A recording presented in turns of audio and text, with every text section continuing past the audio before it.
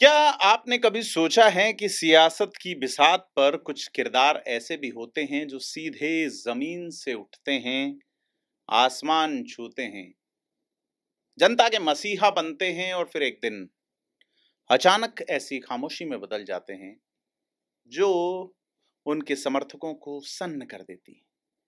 क्या ये सिर्फ नियति का खेल है या पर्दे के पीछे कोई ऐसी चाल चली जाती है जो सिर्फ इतिहास के पन्नों में दबकर रह जाती है? आज हम एक ऐसी ही शख्सियत की अनकही कहानी पर बात करेंगे। ऐसा नाम जिसने पश्चिमी राजस्थान की मिट्टी में उम्मीदों के बीज बोए, संघर्षों की फसल काटी और अपने जूझारू तेवरों से राजनीति का पूरा व्याकरण बदल डाला। नाम था उनका रामेश्वर डूडी। ये नाम आपने जरूर सुना होगा, लेकिन क्या आप जानते हैं कि उनके सफर में कितने अप्रत्याशित मोड़ थे, कितनी उम्मीदें थी, कितने गहरे संघर्ष और कितने राज थे? आज हम इन्हीं पन्नों को पलटेंगे, उस शख्स की दास्तान सुनाएंगे जिसकी खामोशी ने कई सवालों को जन्म दिया।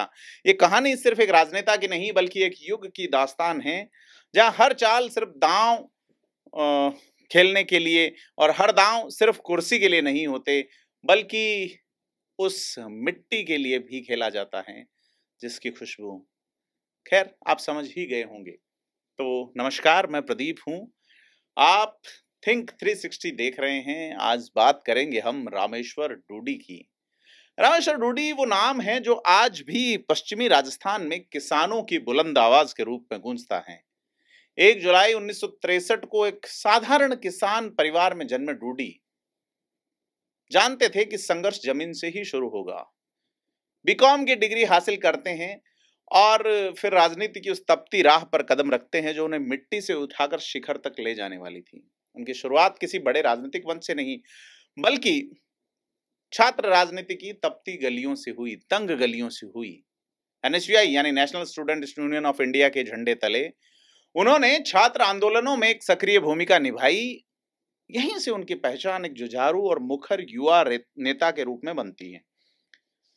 अब आप ही बताइए, क्या आजकल के छात्र नेता ऐसे संघर्षों से गुजरते हैं या सीधे बड़े मंच पर कूदने को लालायित रहते हैं? साल 1995, आज से 30 साल पहले, जब रामेश्वर डूडी 32 साल उम्र हुआ करती थी उनकी, अपने राजनीतिक सफर की असली नींव रखते हैं।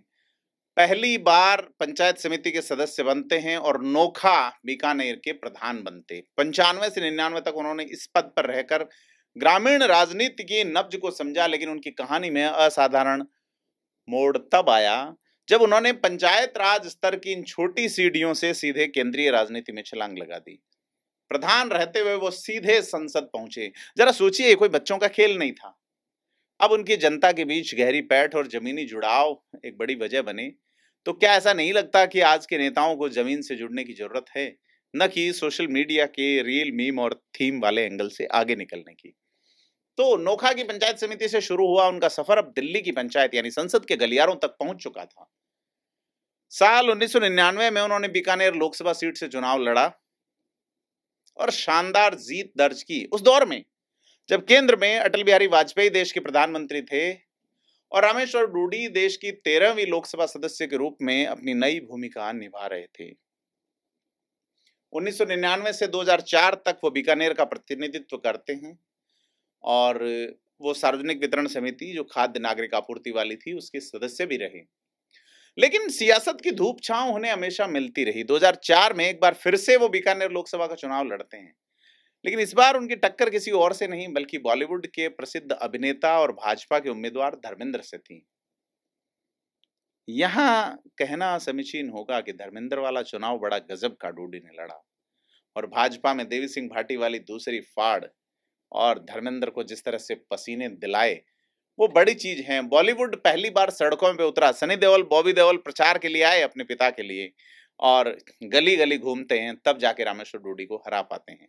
किस्मत रामेश्वर डूडी के इस बार साथ नहीं थी और वो हारे।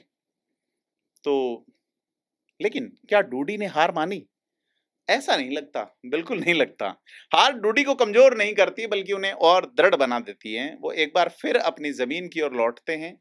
2005 से 10 तक उन्होंने जिला प्रमुख का पद संभाला। अब ये उनकी जनता के बीच पैठ और लोकप्रियता का प्रमाण था। फिर 2013 का साल आया जब उन्होंने राजस्थान विधानसभा चुनाव में नोखा सीट से ऐतिहासिक जीत हासिल की और यहाँ उनकी भूमिका बड़ी निर्णायक हो जाती है।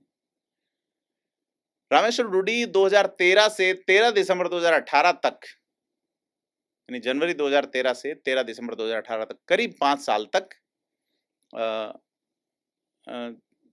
13 जनवरी 2014 से, है ना, वो राजस्थान की विधानसभा में नेता प्रतिपक्ष की महत्वपूर्ण भूमिका में आते हैं।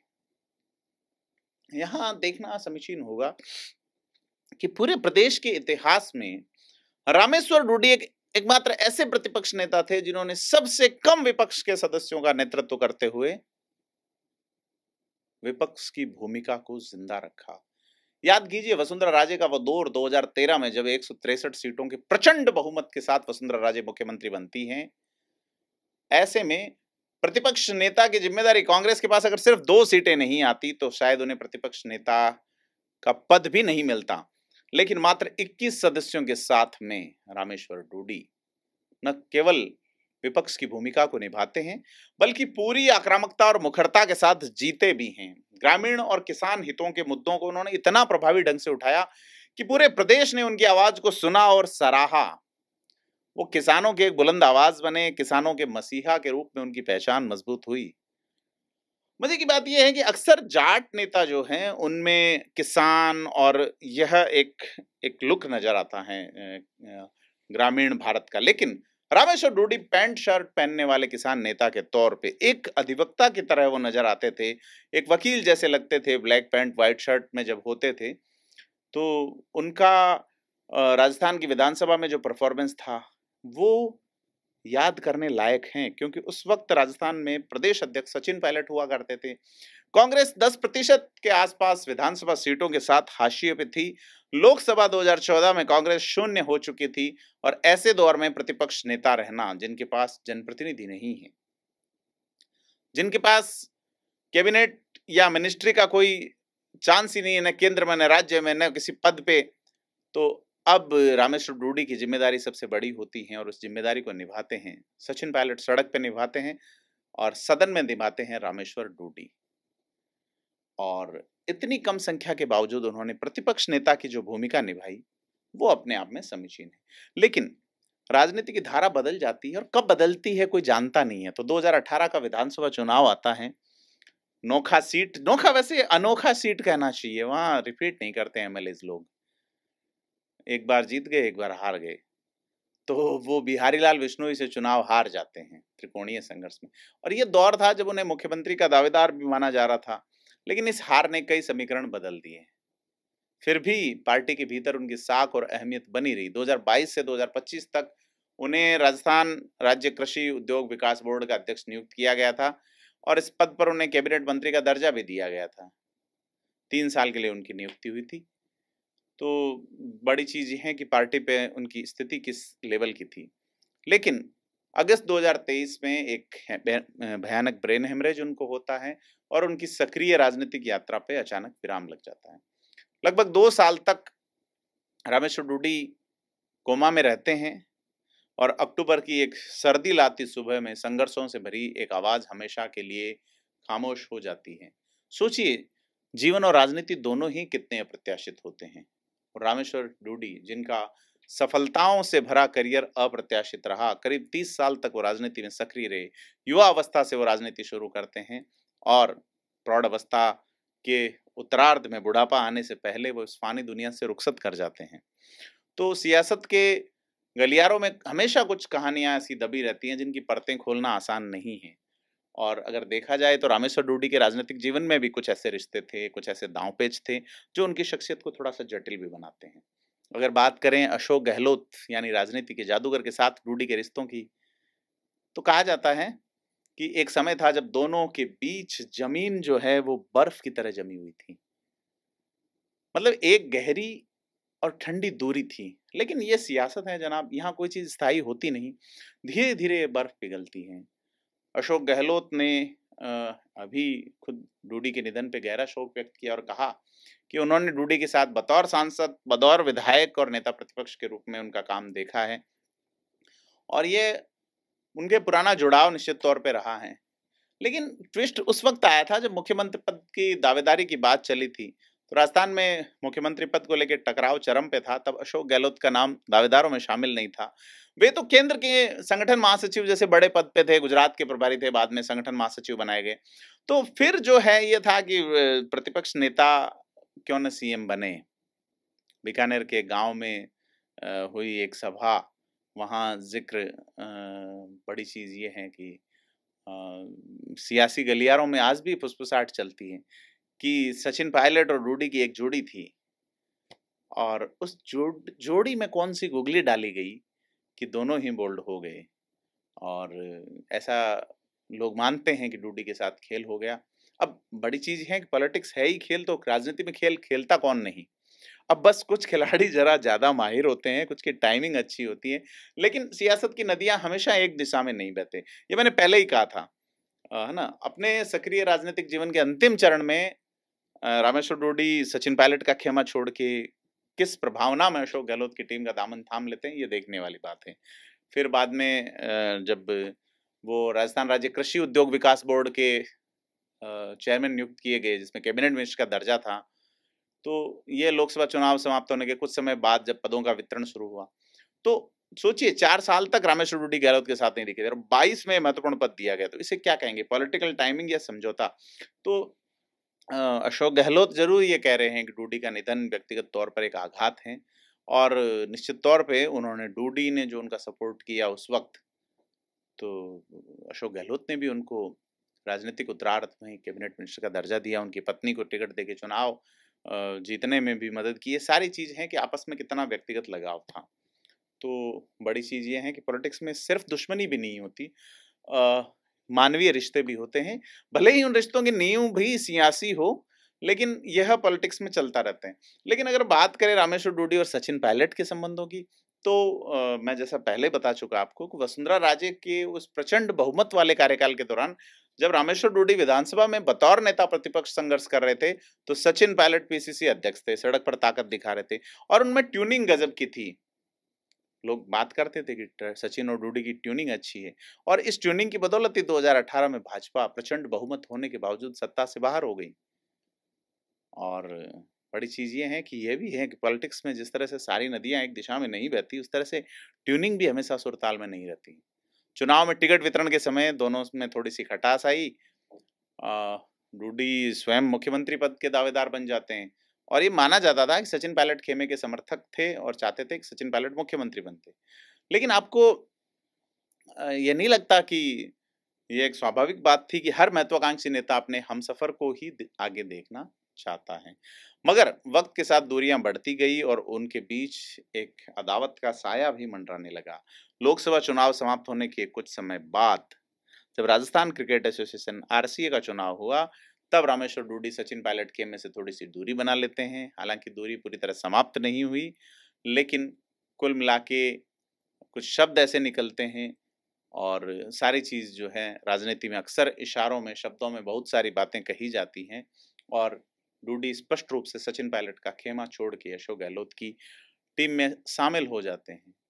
जसरासर में एक किसान सम्मेलन हुआ और मुख्यमंत्री गहलोत वहां पहुंचते हैं। पायलट खेमे के कोई नेता को बुलाया नहीं जाता और यह स्पष्ट था कि अलगाव हो चुका है और उस अलगाव को पुख्ता करने का जो सील चेपा किया गया वो इसी जगह किया। ठप्पा जो लगाया जाता है, राजस्थानी में सील चेपा शब्द किया जाता है कि आप सील लगा के उसे मार्क कर देते हैं। तो कुल मिला के अगर बात करें तो रामेश्वर डोडी बहुआयामी व्यक्तित्व के धनी थे और रामेश्वर डोडी की एक और पहचान जिसने आम आदमी के दिलों में उन्हें जगह दी, वो किसानों के लिए बड़ा समर्पित भाव से काम करते थे। जाट समुदाय के कद्दावर नेता थे और पश्चिमी राजस्थान में खास करके बीकानेर संभाग में वो किसानों की एक बुलंद आवाज थे और किसान हितों के लिए उनकी सक्रियता, उनकी आक्रामक शैली और मुद्दों पर उनका सख्त रुख उन्हें आम जनता के बीच अत्यंत लोकप्रिय बनाता था। डोडी ने पश्चिमी राजस्थान के किसानों को हमेशा जो विधानसभा में उनकी आवाज को बुलंद किया और वसुंधरा राजे की सरकार के वक्त जिस तरह से 2017 में चाहे वो कम्युनिस्टों का आंदोलन रहा हो, सीकर वाला या कोई और भी, किसानों के मुद्दे डूडी हमेशा उठाते रहे और लगातार आह्वान करते रहे कि खेती को उद्योग के रूप में विकसित किया जाना चाहिए, ताकि किसानों की आय को कई गुना बढ़ाया जा सके। तो उन्होंने भले ही लोकसभा में खाद्य नागरिक आपूर्ति और सार्वजनिक वितरण समिति के सदस्य के तौर पे या राजस्थान राज्य कृषि उद्योग विकास बोर्ड के अध्यक्ष के रूप में किसानों से जुड़े कई महत्वपूर्ण निर्णय लिए और उन्होंने जो है वो अपने राजनीतिक करियर में संघर्ष, समर्पण और जनता के प्रति अटूट प्रतिबद्धता जरूर दिखाई। तो कुल मिला के कहना पड़ेगा कि रामेश्वर डूडी जो कम उम्र में राजनीति में आते हैं, उनकी बातें सिर्फ कागजों तक सीमित नहीं थी, बल्कि उन्होंने जमीनी स्तर पे भी एक प्रभावी काम किया था। और देखा जाए तो जाट राजनीति में भी उनका बड़ा कद ऊंचा था। जयपुर में जो 2023 में जो सम्मेलन हुआ था, तो उन्होंने कहा नंबर 2 से काम नहीं चलेगा, नंबर 1 यानी जाट मुख्यमंत्री होना चाहिए। तो कांग्रेस के किसी भी बड़े नेता की ओर से पहली बार खुले मंच पे ये ऐलान करना अगर किसी ने किया तो वो रामेश्वर डूडी ने कहा। उन्होंने कहा हम जाट सीएम चाहते हैं, नंबर 2 से काम नहीं चलेगा। और यह जो डिमांड है उन्हें एक मजबूत जाट नेता की ओर से स्थापित करता है कि यह सिर्फ एक नारा नहीं था, बल्कि जाट समुदाय की वर्षों पुरानी आकांक्षाओं का एक प्रतिबिंब था। तो और कांग्रेस को भी ऐसा लगता था कि जाट वोट बैंक जो हनुमान बेनीवाल जैसे नेताओं की ओर जा रहा, उसमें डूडी जैसे कई नेताओं की जरूरत है उसे वापस लाने के लिए। इससे पार्टी के लिए उनकी अहमियत जो है वो साफ होती है। और बड़ी चीज ये है कि उनकी पत्नी अभी नोखा से विधायक हैं। ऐसे में उनके परिवार का नोखा और बीकानेर इलाके में जो मजबूत राजनीतिक प्रभाव है, वो एक व्यक्ति की कहानी नहीं है, वो एक नए राजनीतिक वंश की नींव रखने वाले शख्स की कहानी है। तो रामेश्वर डूडी अब जो है वो दुनिया में नहीं है। रामेश्वर डूडी किसान नेता के तौर पे अपनी एक अलग अलहदा पहचान रखते थे और ये उनकी कहानी थी। क्योंकि एक राजनेता, एक ऐसा राजनेता जो सिर्फ आंकड़ों और पदों में नहीं सिमटा, बल्कि एक पूरी विचारधारा को आवाज देता है, मिट्टी से उठकर संघर्ष, समर्पण और जुझारू तेवरों से राजस्थान की राजनीति में एक अमिट छाप छोड़ता है, जिसे मिटाया नहीं जा सकता। भले ही डूडी आज हमारे बीच नहीं है, लेकिन किसानों के मसीहा की उनकी छवि और जाट समाज के लिए उनकी बुलंद आवाज राजस्थान की सियासत में एक हमेशा सशक्त और प्रभावशाली विरासत के रूप में याद की जाएगी। और डूडी जो है वो उन लोगों की आवाज बनने की हमेशा कोशिश करते रहे जिन्हें अक्सर अनसुना कर दिया जाता रहा। और वो राजस्थान के राजनीतिक इतिहास में एक अमिट छाप के तौर पे अपने आप की विरासत को छोड़ जाते हैं। तो सवाल ये है कि क्या रिश्तों के जटिल समीकरणों के बावजूद, राजनीति के जटिल समीकरणों के बावजूद जनता की आवाज बने रहना कितना संभव हो पाएगा आने वाले नेताओं के लिए? और इस सब का जवाब वक्त के गर्भ में छिपा है। आपको क्या लगता है? आप हमें कमेंट करके बताएं और वीडियो को लाइक शेयर जरूर करें। धन्यवाद।